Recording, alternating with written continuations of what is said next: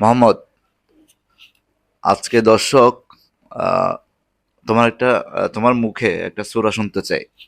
তুমি সেদিন একটা গজল গাইছিলা, অনেকের থেকে ভালো লাগছে। তো আজকে দর্শকের উদ্দেশ্যে তুমি একটা সূরা শোনাবা। সবাই আজকে তোমার মুখে এই সূরাটা শুনবে। তো আজকে কি সূরা শোনাবা আমাদেরকে? সূরাতুল ফাতিহাতি। আচ্ছা, ঠিক আছে, ঠিক আছে, বলতে থাকো। সূরাতুল ফাতিহাতি মাক্কিয়া। বিসমিল্লাহির রহমানির রহিম।